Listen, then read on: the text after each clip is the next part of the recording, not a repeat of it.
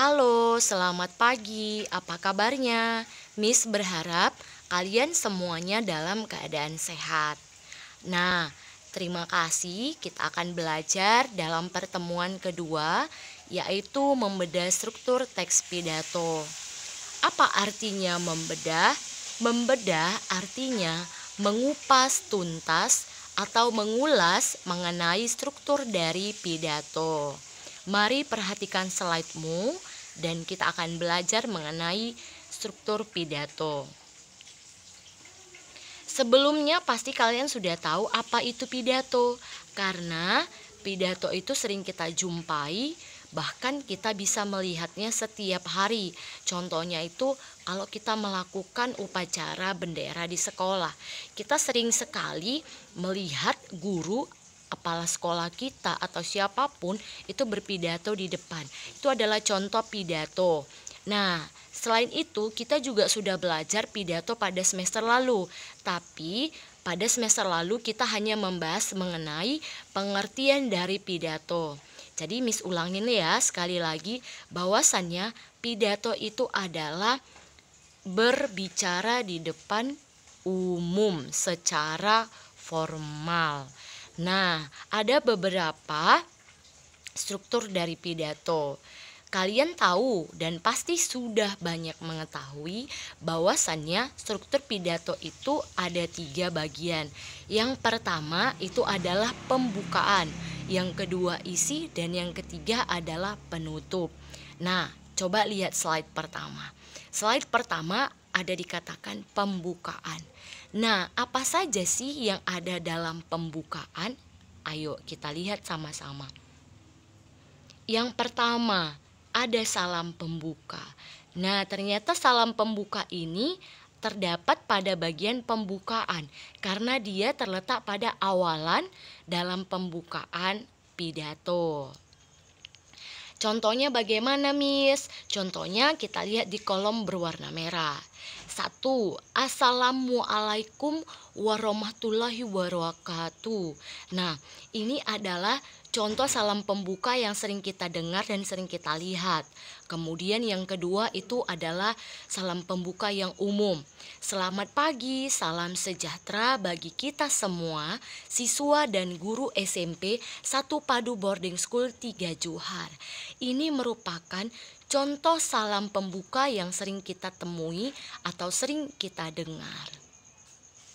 Kemudian ada apa lagi? Ada ucapan penghormatan. Ketika kita sudah menyampaikan salam pembuka, maka kita akan mengucapkan ucapan penghormatan. Maksudnya kita harus mengucapkan penghormatan kepada orang-orang yang dengan jabatan tertingginya, yang pada saat kita mengucapkan pidato. Maksudnya gimana, Miss? Contoh atau misalnya kita melakukan pidato di sekolah, maka ucapan penghormatan itu kita tujukan kepada jabatan yang tertinggi. Kalau di sekolah yang paling tinggi itu adalah kepala sekolah. Jadi kita harus mengucapkan yang pertama kali adalah kepala sekolah, kemudian yang kedua diikuti dengan bapak ibu guru, yang ketiga ada staf, dan yang keempat ada anak-anak atau teman-teman kalian ketika kalian berpidato. Kemudian bagaimana contohnya, Miss? Ayo kita perhatikan contoh di kolom warna biru. Yang saya hormati Bapak Kepala SMA 1 Padu Boarding School 3 Johar Pastor Blasius dan Bapak Kepala Sekolah SMP Bapak Natalius Tarigan. Yang saya hormati Bapak dan Ibu guru beserta staf 1 Padu Boarding School dan juga teman-teman seperjuangan yang saya cintai. Nah, ini merupakan contoh penghormatan setelah dari salam pembuka. Oke, paham? Nah, jika paham kita lanjut. Setelah dari salam ucapan penghormatan ada ucapan syukur. Nah, ucapan syukur ini kita tujukan kepada Tuhan yang Maha Esa. Nah, biasanya orang yang mengucapkan ini adalah orator, disebut orator, yaitu orang yang berpidato. Karena apa? Mengucapkan syukur, kita semua bisa hadir atau dapat berkumpul di tempat ini. Contohnya, Miss, ayo kita perhatikan contohnya. Contohnya di kolom warna kuning. Contohnya, puji dan syukur kita ucapkan kehadirat Tuhan Yang Maha Esa karena telah melimpahkan rahmat dan karunia-Nya sehingga kita dapat hadir dan berkumpul di sini. Nah, ketika kalian menyampaikan ini, kalian disebut orator atau orang yang berpidato. Oke? Paham? Nah, jadi 3 jenis ini. Yang pertama tadi salam pembuka, ucapan penghormatan, dan yang ketiga ucapan syukur. Ini adalah bagian dari si pembuka atau pembukaan.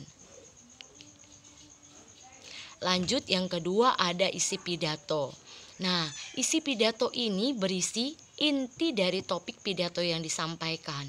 Tergantung dari tema yang kalian angkat mengenai pidato kalian. Contoh, kalau kalian mengambil tema dengan atau judul dengan manfaat teknologi, maka sampaikanlah inti dari topik yang kalian sudah pilih tadi sebelumnya.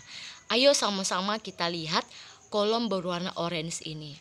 Pada kesempatan kali ini, saya akan menyampaikan pidato tentang manfaat teknologi. Pada era ini, sudah banyak teknologi canggih yang diciptakan untuk mempermudah cara hidup kita di zaman ini. Dengan kecanggihannya, kita dapat mempersingkat waktu dan mempercepat penyelesaian kerja. Namun, tetap ada yang menerima dan meresponnya secara negatif dengan berbagai alasan, seperti dengan alasan teknologi yang sudah ada secara tidak langsung telah menyingkirkan budaya sehari-hari yang telah ada. Hadirin sekalian, sebenarnya banyak manfaat yang telah dan akan kita dapatkan dengan penggunaan teknologi. Sebagai contoh, kita dapat berkomunikasi dengan kerabat atau keluarga kita di tempat yang jauh. Dan dengan menggunakan telepon genggam, kita juga dapat mempermudah hal dalam urusan rumah tangga, seperti mencuci baju dengan mesin cuci. Bahkan internet pun sudah sangat akrab dengan kehidupan kita sehari-hari. Biasanya dimanfaatkan untuk mencari informasi seperti bermain permainan yang disediakan di internet. Nah, coba perhatikan, semua yang disampaikan itu mengenai inti dari manfaat teknologi. Teknologi apa? Kecanggihan teknologi sekarang, baik itu internet, baik itu mesin cuci yang mempermudah pekerjaan kita. Nah, itu yang disampaikannya adalah semua inti dari topik yang disampaikan. Inilah isi yang ada dalam pidato, bagian isi pidato. Kita lanjut. Kemudian ada yang terakhir, penutup. Penutup apa itu, Miss? Maksudnya ini berisi mengenai kesimpulan tentang topik utama pidato dan kadang-kadang juga berisi saran untuk orang lain. Contohnya sama-sama kita lihat di kolom ungu. Baik buruknya teknologi itu sendiri bergantung kepada orang yang memanfaatkannya. Saya berharap kita dapat memanfaatkan teknologi itu sesuai dengan manfaat dan tujuan teknologi itu sendiri dibuat, supaya tidak terjadi penyalahgunaan yang dapat merugikan kita sendiri dan orang lain. Nah, demikian pidato ini saya sampaikan. Semoga dapat bermanfaat bagi kita semua. Mohon maaf bila ada salah kata. Wabillahi taufiq wal hidayah. Assalamualaikum warahmatullahi wabarakatuh. Nah, ini contoh dari penutup. Benar kan? Sering kita lihat contoh-contoh kata seperti ini adalah penutup dari sebuah pidato.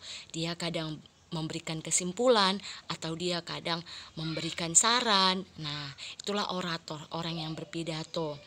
Dia yang menyampaikan pidato untuk diperdengarkan kepada orang-orang yang mendengarkannya. Nah, bagaimana mengenai kita sudah selesai membedah struktur pidato? Mudah kan dan gampang? Ternyata pidato itulah strukturnya yang paling mudah dan paling singkat. Kenapa? Karena hanya ada 3 bagian, yaitu yang pertama salam pembuka, yang kedua ucapan penghormatan, dan yang ketiga adalah penutup. Mudah diingat dan mudah untuk dilakukan. Ada pertanyaan mengenai materi yang sudah Miss sampaikan? Jika ada yang belum mengerti, kalian boleh ketikkan di kolom komentar YouTube atau chat pribadi Miss, atau kalian boleh bertanya langsung ketika bertemu. Nah, ada kegiatan literasi yang akan Miss berikan kepada kalian sebagai eh, kelayakan dalam materi ini tadi. Apakah kalian sudah paham atau sudah mengerti? Jadi Miss mau menguji kalian dengan cara, mari sama-sama kita lihat slide ini. Yang pertama, kalian harus mencari dan menyimak video pidato sumbernya dari YouTube. Nah, kalian buka YouTube, kemudian kalian ketikkan contoh pidato seperti itu. Jadi kalian akan mendengarkan orang yang akan berpidato di YouTube. Nah, kemudian setelah kalian tonton dan disimak, tulislah struktur pidato yang ada dalam video pidato yang sudah kalian tonton tadi. Apakah pidato yang disampaikannya sudah pas bagiannya, menyangkut pada pembukaan, menyangkut pada isi pidato, dan menyangkut pada yang ketiga, penutup. Apakah sesuai yang mereka sampaikan, yang mereka pidato itu sesuai dengan bagian-bagian struktur pidato? Jika sesuai, tulis. Oke, tulis di buku latihan bahasa Indonesiamu. Lalu garis bawahi atau tandai yang mana menjadi struktur dari teks pidato yang mereka sampaikan. Nah, setelah itu kalian boleh catat materi ini di dalam buku catatan kalian. Oke, Miss harap kalian sudah mengerti dan sudah paham. Terima kasih. Demikianlah pemaparan materi Bahasa Indonesia kelas 9 Kurikulum 2013 Revisi 2018. Semoga bermanfaat. Sehat selalu.